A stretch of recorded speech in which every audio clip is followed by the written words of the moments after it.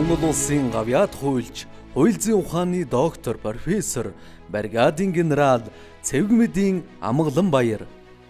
Цэвгмэдийн Амгалан Баяр нь Улаанбаатар хотод аав Цэгмэд, ээж Мяа нарын ууган хүү болон Мэндэлсэн. 1967-оос 1977 онд Улаанбаатар хотын 2 дугаар 10 жилийн сургуульд суралцаж төгссөн. 1977-оос 1978 онд Хэлимбаа дотоодын цэргийн техник 195 дугаар ангид байлдагчаар татагдж ирээд нийгмийг аюулаас хамгаалах яамны харьяа цэргийн тусгай дунд сургууль, Оросын холбооны улсын дотоод явлын яамны мөрдөнгийн дээд сургуулийг 1978-аас 1982 онд эрх зүйч хуульч, 1998-аас 2000 онд Оросын холбооны улсын дотоод явлын яамны удирдлагын академик, төрийн удирдлагын менежерээр тус төгссөн.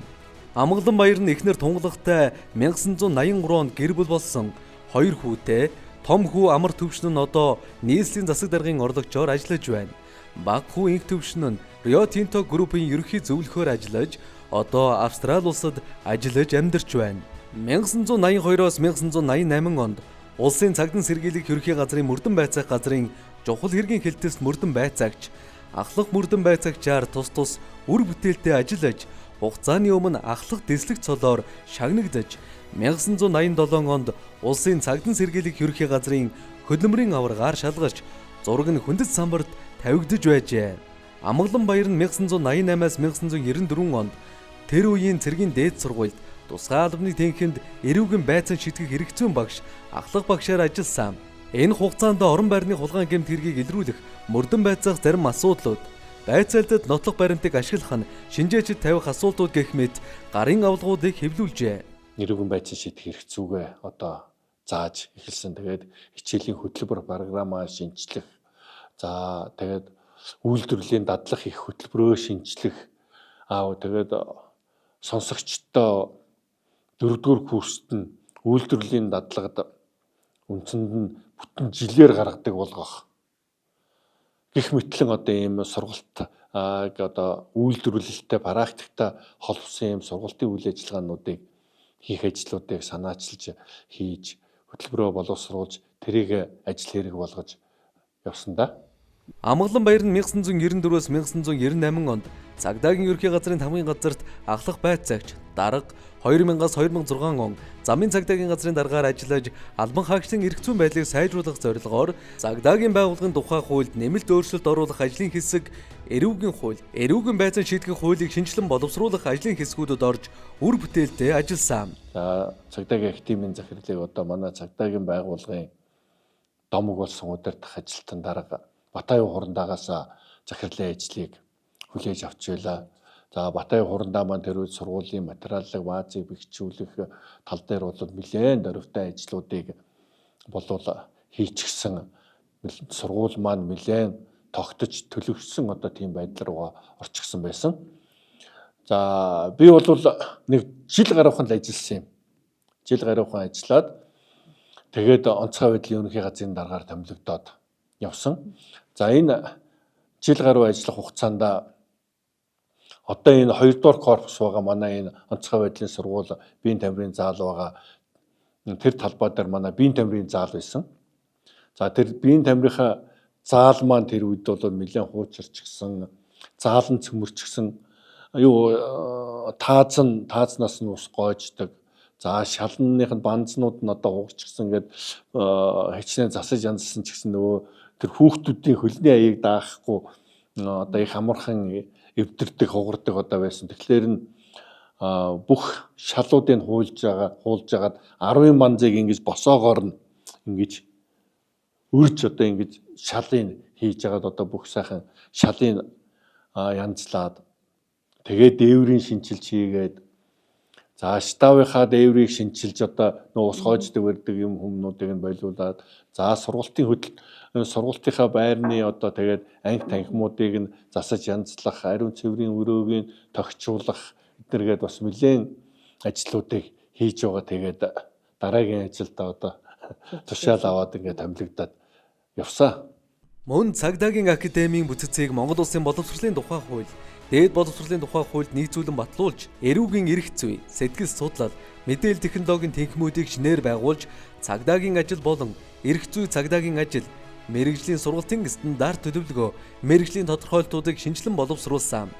Цагдаагийн академийн үйл ажиллагааг зохицуулах эрх зүйн баримт бичгүүдийг шинжилэн боловсруулахад анхаарч, цагдаагийн академид ичнээгээр суралцагчдын бие даасан ажлыг хүлээн авч тооцох журам, цагдаагийн академийн докторант нарын судалгааны семинар зохион байгуулах журам, багшийг аттестачлах журам, сонсогчдын нэрийн дансны мөнгийг хоримтлуулан төлбөрүүлэх, түүнээс зарцуулах болон буцаан олгох, тэдгээрт хяналт тавих журам, хянан маглах зөвлөлийн дүрм, сахилах дэг журам, цэрэгжил жагсаач байдлыг сайжруулах болон ажил төлөвлөлтийн байдлыг сайжруулах профессор багшийн ажлыг кредитээр үнэлж дүгнэх журмыг боловсруулан мөрдүүлж ажилласан. Амгалан баяр нь 2007-оос 2012 онд онцгой байдлын ерөнхий газрын даргаар ажиллах хугацаанд үндэсний хэмжээнд гамшигаас хамгаалах байгууллагын бүтэц тогтолцоог шинээр бий болгох, гамшигаас хамгаалах арга хэмжээг хэрэгжүүлэх, эрх зүйн орчныг боловсронгүй болгох, бие бүрэлдэхүүний сахилах хариуцлагыг дээшлүүлэх, гамшигын менежментийг боловсронгүй болгох талаар санаачлаг гарган ажилласнаар онцгой байдлын асуудал эрхэлсэн байгууллагын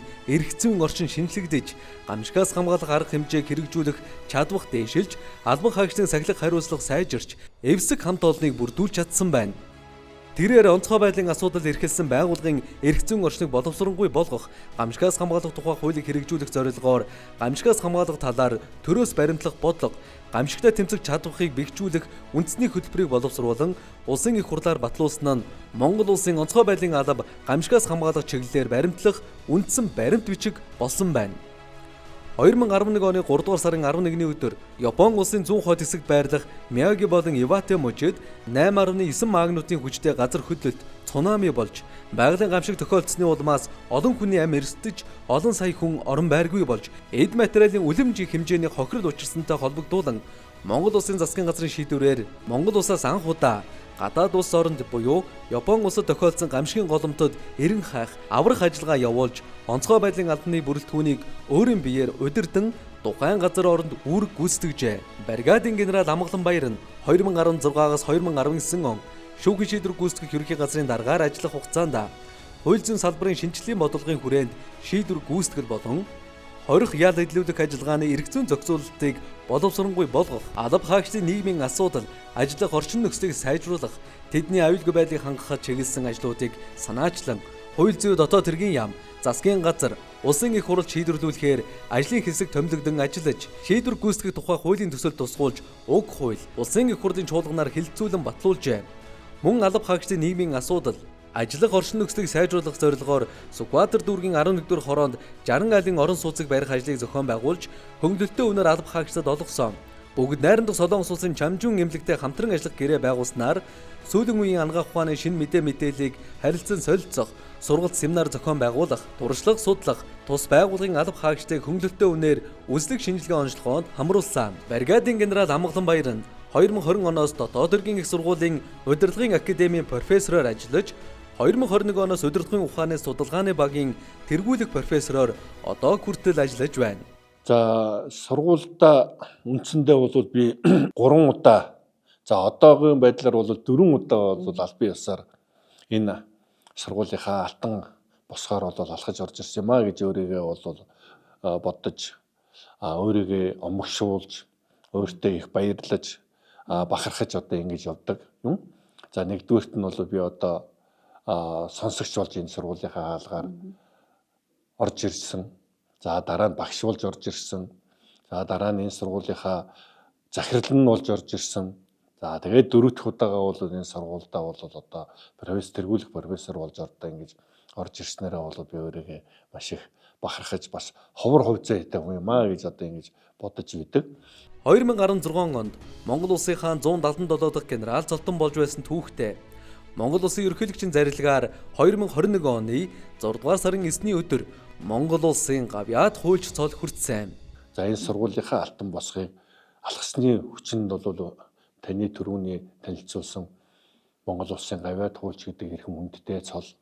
За Монгол төрийн одоо цэргийн дээд цол, бригадын генерал гэдэг цолыг одоо хүртэх одоо тийм эхлэлийг тавьсан, тэр хүртэх боломжийг олгосон одоо энэ сургуульдаа бол би бүх насаараа талархаад одоо баршгүй одоо тийм одоо өртөө хуймда Үндэсний аюулгүй байдлыг хангах чиг үүрэг бүхий төрийн тусгай албадыг удирдах ажиллах хугацаанд бүтэц зохион байгуулалт хууль эрх зүйн болоод бодлогын төвшөнд томоохон шинжилэл хийсэн. Дотоод хэргийн болон аюулгүй байдлыг хангах салбарт хувь нэмэр оруулсан нөр их хөдөлмөр хичээл зүтгэл гарган ажилласан. Ирээдүйн өндөр мэдлэгтэй чадварлаг боловсон хүчнийг сурган хүмүүжүүлэх үйлсэд мэдлэг чадвараа зориулж буй профессор юм. Монгол улсын гавьяат хуульч, хууль зүйн ухааны доктор профессор, бригадын генерал Цэвмэдийн Амгаланбаяр